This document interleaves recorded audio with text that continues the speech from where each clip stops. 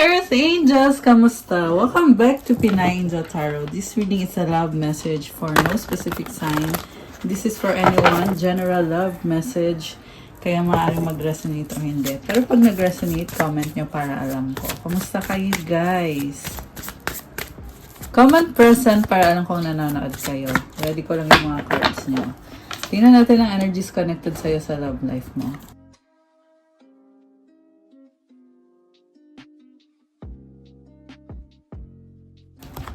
So, kuha tayo ng love energies. Anong love energies ang connected sa'yo ngayon? Sparks! Keep the sparks flying. Surprise each other with gestures of love. Definitely, there is attraction sa connection na to. Nakakagulat na attraction. Divine timing. Trust in the divine timing. Love arrives when it's meant to. So, parang matagal na masyado yung lumipas na panahon, kaya nag-aalangan ka kung meron pa ba, may chance pa ba tong connection na to. Toxicity, daming tinik. May nakita akong panggulo dito sa connection na to. Posibleng third party energy. Relationships can drain your energy and self-worth. Be aware. And yung kanina nga pala sabi is trust in divine timing. Love arrives when it's meant to. Tagal na masyado to. So, stagnant. Yung nakakita ko sa connection na to. Yung pagiging stagnant ay dumadagdag pa sa stress nyo, guys. Or sa isipin nyo. Abundance! Open your heart to receive the abundant love the universe has to offer. This is nice. So, andun yung maraming possibilities dito. Yung nga lang stagnant na yung relationship eh. Okay, wait lang guys ha. Buksan ko lang to para pumasok yung liwanag. Papasukin daw yung liwanag. Kailangan mo papasukin yung liwanag sa iyong buhay. We have relax, find joy in the simple pleasures of just being together. Mukhang magaan naman ngayon. Magaan, pero at the same time, andun yung toxic. Kasi, stagnant eh. So, hanggat hindi nyo inaayos yung mga problems, ganun yung magiging energy. Maraming ibon ngayon dito, guys. Okay. Overall energy from the tarot, we have 7 of Wands. Someone is nakafocus sa sarili. This is also defensive energy. But this person is protecting himself. Yeah, masculine yung nakita ko dito. Andito si the Emperor. King of Swords and the King of Wands. So far, malakas ang energy ng Aries, Libra, Air sign, Gemini, Libra, Aquarius, Fire sign, Aries, Leo, Sagittarius. And may konting Earth. Meron ding Water sign, Cancer, Pisces, Scorpio. Konti yung Earth sign, Capricorn, Taurus, Virgo. This can be any sign. So the masculine is focusing on himself. Oh my gosh. Naka-reverse si Ace of Cups at si King of Cups. So, kaya doon ko nakikita yung pagiging stagnant at emotionally manipulative yung nakita kong tao dito na takot kasi siya na sisihin sa mga pagkakamali niya. At yan yung dahilan kung bakit pinipili niyang umiwas at kung may pag-usap man dito, hindi lahat sinasabi at mahahalata mo yun sa kanya. Siguro hindi siya makatingin sa'yo diretso sa mga mata mo. Yun ay dahil, syempre, takot siya na malaman mo na may tinatago siya pag tumingin siya sa mga mata mo. This is also someone na mararamdaman mo na meron talagang tinatago to sa'yo. At ayaw na lang niyang banggitin kasi pag nabanggit pa niya ay hahaba pa ang usapan. Dahil ang gusto lang niya ay, parang gusto lang makatanggap ng pagmamahal tong taong to, guys. Which is medyo selfish kasi yung hindi naman ganun yung relationship. Dapat equal give and take sa isang healthy relationship. And this is also someone na inaayos pa niya yung sarili niya. Yan din yung dahilan kung bakit gusto lang niyang tumanggap kasi feeling niya ay may pagkukulang sa buhay niya or may kulang pala na pagkukulang. Posible nga merong nagkulang sa kanya. And feeling niya kasi sa yun niya makukuha kung ano yung pagkukulang na yun. So, ikaw patuloy yung nahihirapan lalo. And then we have 2 of Swords as the focus. This is duality, pagdadalawang isip, merong stress, merong problems. This is kind of person na kahit saan siya or kahit anong desisyon na niya ay laging merong problema. Ganon siya mag-isip. So, kunyari, desisyon niya to na mag-stay siya. Or, mag-stay siya sa'yo. Problematic. Kung mag-let go siya, problematic din. Kaya, this is someone who's taking a lot of time to make decisions. Also, someone is feeding information na hindi nakakatulong lalo pang sa sabotahe. Merong mga chismosa dito na naiinggit. Alam nyo guys, kung sino man to ha, meron kasi iba dito na masculine din na nanonood eh. Kung magpapa-advise ka, make sure mo naman na yung mag-a-advise sa'yo ay yung may kapasidad naman. Nakakaloka. May nakita kasi ako nagpapa-advise, yung nagbibigay din ng advice is hindi rin makapag-advise ng matino.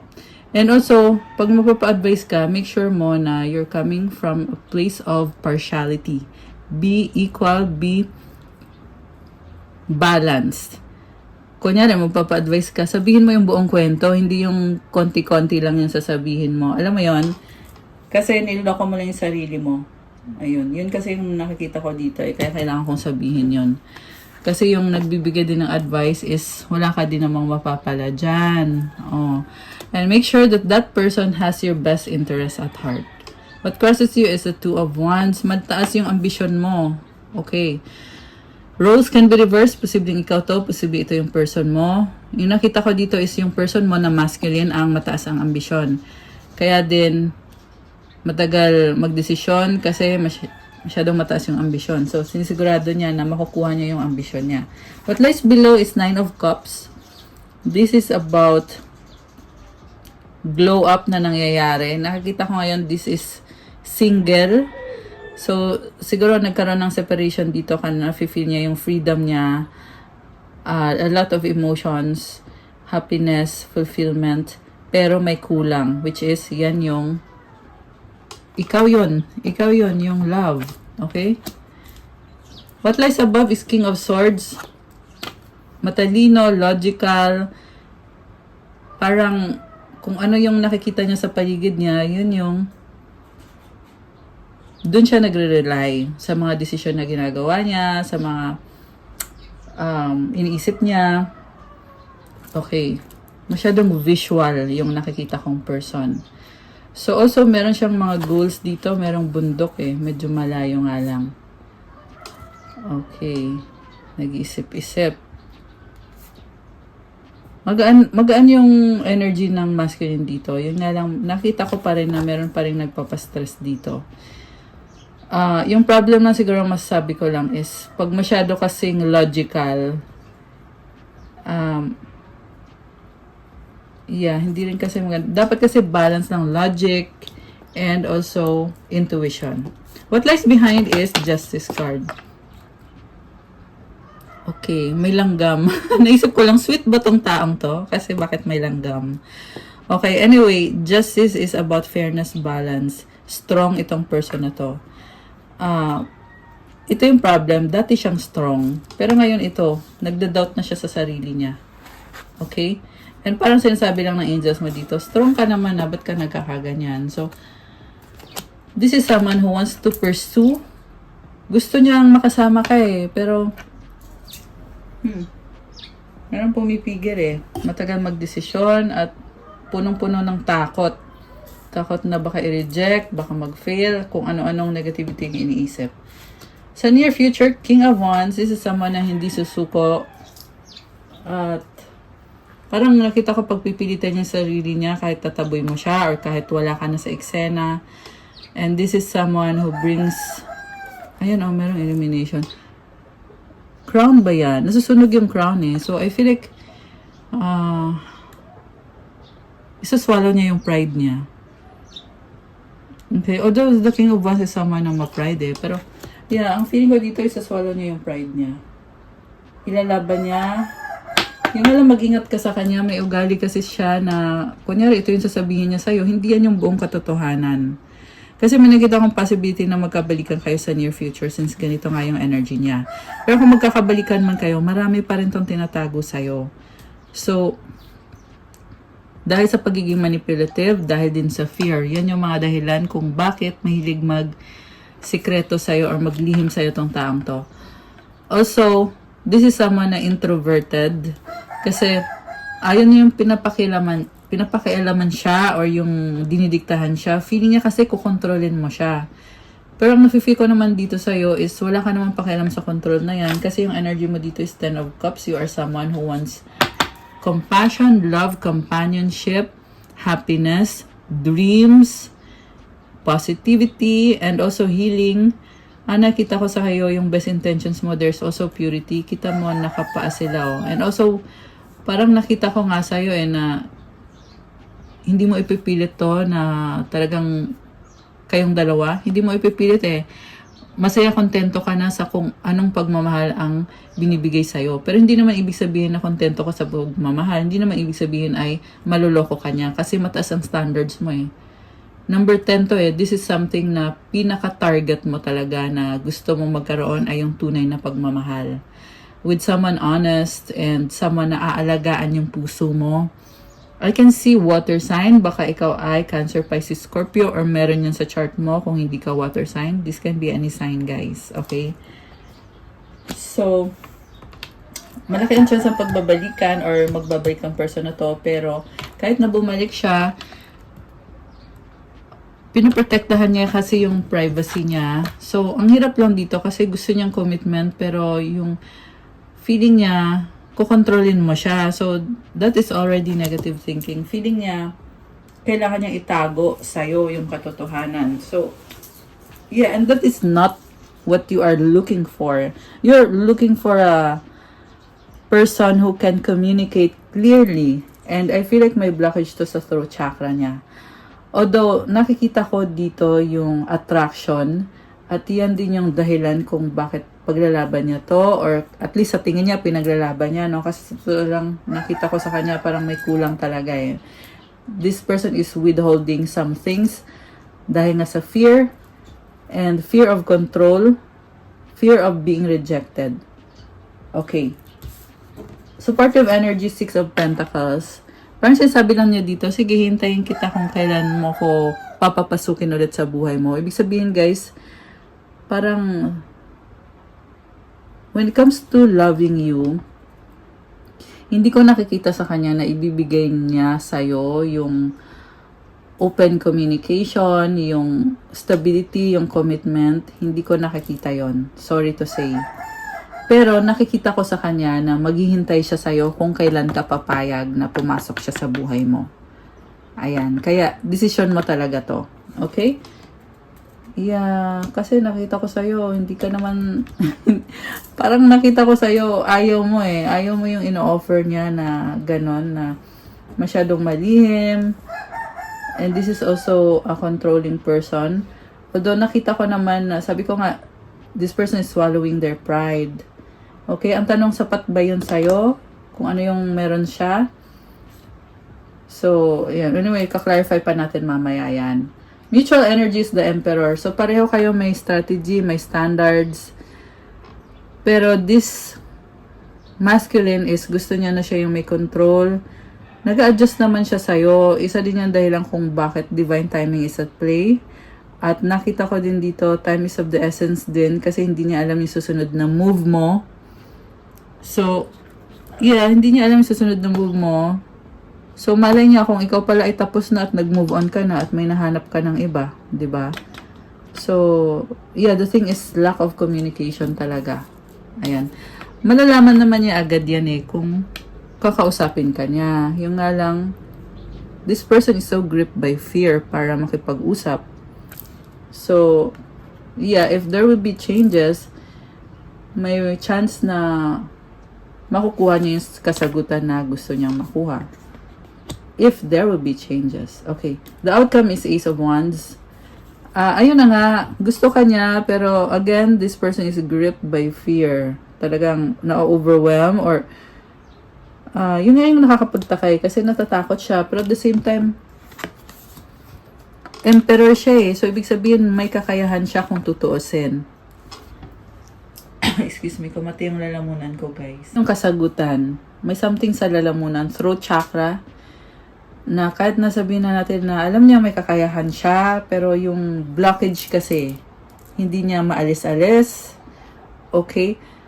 So, ayan, hanapin niyo yung unblocked throat chakra. You can use a blue crystal. Bigyan niyo ng blue crystal yung person mo para ma-unblock yung throat chakra.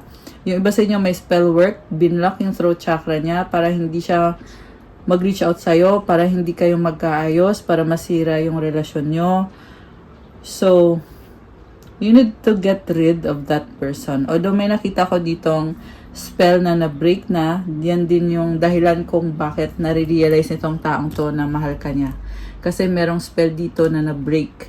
Once na-break na yung spell, natatauhan na na ay mali pala yung decision ko. Ang daming mga realizations na mga bagay na dati hindi niya nakita. Pero nung na-break yung spell, dun naglabasan yung katotohanan. So, maraming nagpa-private reading sa akin recently na na-hex nga at na-broken na yung spell. So, I am happy for that. Sorry guys, wait lang, may tumatawag. Okay, sorry about that. So, I was just saying na, yun na nga, sa mga na-break na yung spell, congratulations. Sa mga hindi pa na-break yung spell, ayan, kailangan nyo ng matauhan, guys. At, also, kung na-break ng spell, kailangan mo pang ayusin yung sarili mo. Okay? Kasi hindi nagtatapos yun dun eh. You still have to heal yourself, fix yourself. You have to make decisions kung anong magiging susunod na steps ang gagawin mo. Anyway, back to our reading. Clarify natin. Oh, by the way, yeah, I was gonna say na yung person mo ay gusto niya i-win back ikaw. Okay? Gusto niya i-win back ikaw, girl. May infinity symbol. Okay. Ano naman ang feelings mo ngayon sa taong ito? Magkaiba kayo Magkaiba kayo ng ugali ngayon. 3 of Cups. Friendly. At I feel like nag-explore ka din. May other people din dito. Iba sa inyo may bagong person na. Okay. Ano pang feelings ng girl? Oh, nag-reverse si Queen of Swords. Or baliktad lang yung cards. Hindi, reverse talaga siya. So, I'm seeing someone na oh, okay.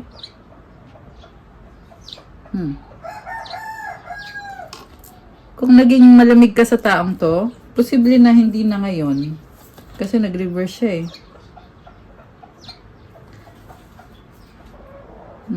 siguro may mga nagbago nga. May mga nagbago. Ang nakita ko dito ay pag-uusap. Naging wise ka na, merong pag-uusap. Nasaktan mo siya Okay, tingnan natin Oh my gosh. Ace of Swords in reverse. So may nasabi ka na nasaktan yung person mo. 4 of Pentacles.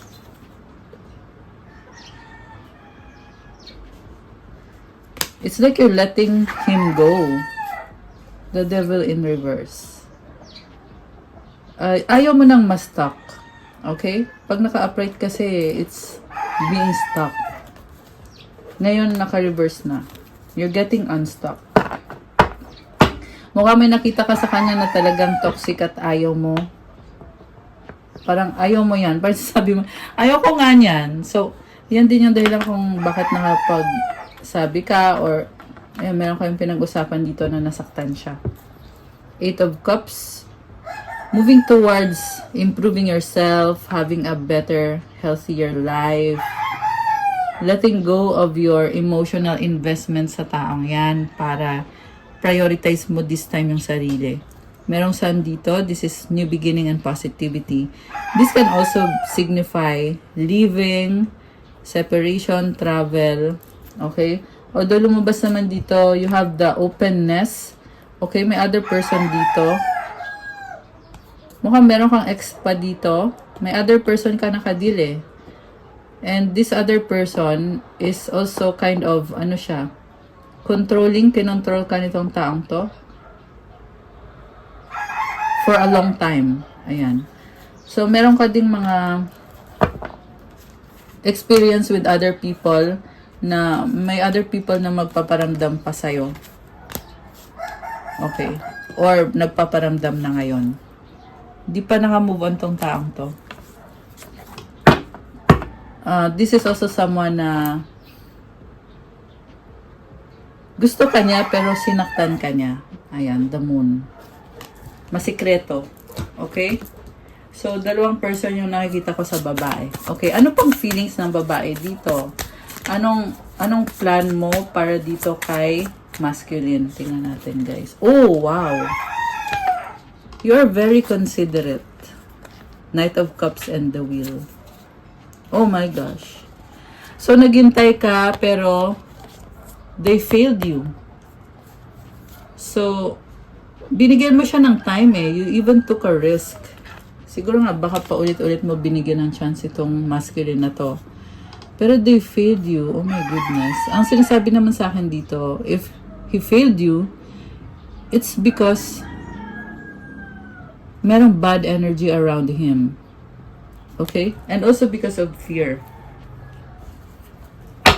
Grabe. Intense. Nagulat naman ako sa reading na to. Ang nakita ko dito, parang sinasabi mo, hindi mo ako masisisi kasi paulit-ulit kitang binigyan ng chance. Parang ikaw pa nga dito yung nag-offer sa kanya eh. Tapos binaliwala din pala. So, nakakatawa, di ba? Na nagkakandara pa tong taong to, habol ng habol sa'yo, or hindi kasi siya makapag-express ng gusto niyang i-express, pero gusto kanya, ayaw kanyang pakawalan. And at the same time, ilang ulit ka nagbigay ng chance at ni isang beses wala siyang tinake na chance. So, saan ka ngayon lulugar, diba? Eh di syempre kailangan mong tanggapin na ganun yung ginawa ng taong yan. And you just have to keep finding your dreams. Ito ka kasi, nahanap mo yung dreams mo when it comes to your love life. Mahal mo pa siya eh. Kaso nga lang, kailangan kayong mag-compromise dalawa para magkaroon ng reconnection kasi magkaiba kayo ng ugali. And it takes two to tango. Di pwedeng ikaw lang yung makipag-compromise. Ano yun? Yun nga yung nakakaloka eh. Kasi parang hinayaan ka niya mag-isa or iniwan ka sa ere. Dapat kasi compromise is two-way, guys. Ano ngayon ang gagawin nitong masculine na to dahil sa mga desisyon mo? Three of Wands, the Star in reverse. Still waiting and hoping, pero parang nag-isip ng negative to eh kasi naka-reverse si the Star, which is sadly, this is someone na nawalan ng pag-asa. Oh, andito yung Sun, oh, new beginning. So, siguro nare-realize na rin niya na kailangan na itigil itong kawalan ng pag-asa. Kasi guys, yung mindset mo, that is also your reality. So, kailangan itigil na yan, alisin na yan sa sistema. Minsan nga, yung mindset mo lang naman ang sumisira sa relasyon eh. Meron talagang ganun, guys. It happens a lot of times. Kasi yung negative thinking, that is also a spell. Bad spell. The Sun is here, positivity. Nakita ko pa rin dito na gusto magkaroon ng bagong simula itong person mo. King of Pentacles, Five of Wands, parang magpaglaban siya para lang maibalik yung connection nyo. The Empress, kasi mahal ka niya. Ten of Swords. Nakaranas to ng ending sa buhay niya and kailangan niyang mag-move forward. Okay. Three of Pentacles, Four of Swords. Healing process yung nakikita ko. So, ayan. Nasa healing process yung person nyo, guys. Ano mga gustong sabihin ng person na to sa'yo? I love you to the moon and back a million times. Grabe. Ano pa? What is the point of it all? In-overthink niya masyado eh. Why do we have to be apart? Ayaw lang niya talaga na maghiwalay. Are you thinking about me? I dream about you at night. So siguro keep it simple na lang. Kung gusto niyo, yeah, lalo na yung masculine dito. Complicating things, di ba? Angel numbers para sa'yo. Okay, tumalon. 1, 2, 3, 4. Persistence. Mukhang sa kanya to. Sa masculine to. Keep going. You have completed the task that is in alignment with your soul's journey. The divine is letting you know that it sees you and that all your persistence is paying off. You are being acknowledged. Affirmation, I take steps to stay in alignment with my soul's journey and I reap the rewards of my persistence. So, yun lang yung nakikita kong strength nitong taong to kasi matyaga siya. Okay. So, hopefully nga mag-align kayong dalawa. Kasi sa ngayon, hindi pa nag-align. Okay? Pero, i-claim nyo tong persistence. This is a good energy. Comment, claim persistence. Comment, rewards of my persistence. I claim the rewards of my persistence. Kasi may reward yan yung tiyaga. Okay. Pag may tiyaga, may nilaga. O, diba? Okay. Ano pa ang angel numbers? 1, 2, 3. Wow, guys! Kanina 1, 2, 3, 4. Ngayon 1, 2, 3. Okay. Vision. Your path will not look identical to anyone else. That is what makes you unique. Remember that as you stay the path and feels connected, the path will continue to lead you to alignment. Let your vision be as different as you are. Kakaiba nga kasi talaga yung connection na to. Siguro nakikita niya sa'yo na iba ka sa mga nakasanayan niya or sa mga naging experience niya sa buhay. At dapat hindi ka niya kinukumpara sa iba. Mangingi pa siya ng advice sa iba na wala namang kaalam-alam. Diba? Hindi nga niya masabi kung ano talaga yung hinihingi niya ng advice eh. Yun yung problem din kasi. Careful sa mga pinapakinggan. Kasi isang maling advice na pakinggan mo ay masasabotahe yung isang magandang koneksyon. Yeah. Yan yung nakikita ko dito. Na-complicate dahil sa bad advice. Trusting the wrong people, being around toxic. Ayoko nang sabihin. Pero, yan, nabanggit ko na yan kanina. And, affirmation, my path is mine and mine alone. When I follow my path, alignment comes naturally. Comment, I follow my path. Ayan, comment nyo dyan, guys, to claim. This is for the masculine. Pero i-claim mo na din. Okay? Comment, claim, vision. Comment, I follow my path. Okay, anong advice? Tingnan natin. Advice para sa... Ito naman ay advice sa mga feminine na nanonood. Okay, anong advice ni universe para sa'yo? Okay. Doubt. Oh my gosh, nandadalang isip ka. Offering all to the divine doesn't mean negativity never arises, but you can say, free me from this prison of doubt and restore me to faith and confidence. Ipag-pray mo yung situation mo, alisin mo yung takot, yung pagdadalang isip, at isurrender mo kay God.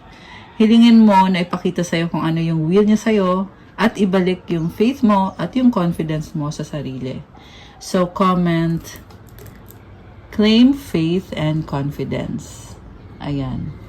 I-claim nyo na yan. I claim my faith and confidence. Okay, guys. That's what I have for you sa ating love message for today. Thank you for watching. Please like the video. Comment kung nag-resonate ba, subscribe, and hit the notification bell. Kung kailangan nyo ng gabay, kung nag-resonate kayo at kailangan nyo ng more information, you can book a private reading. Nasa description box po lahat ng details. Message nyo ako sa Viber o sa WhatsApp para mas mabilis. Check out my Instagram if you want to start your crystals journey. May mga iba-ibang crystal bracelets na tutulong sa'yo to attract your manifestation for your healing, give you strength and vitality, attract love, money, wealth, prosperity, and abundance. At i-message nyo na lang ako. Meron ding anti-evil eye. Thank you, Earth Angels! I love you guys. Pa-heart yung kamay ko. Merry Christmas in advance. Enjoy the holiday season. God bless. Stay safe. See you again soon. Love you guys and have a good night. Bye!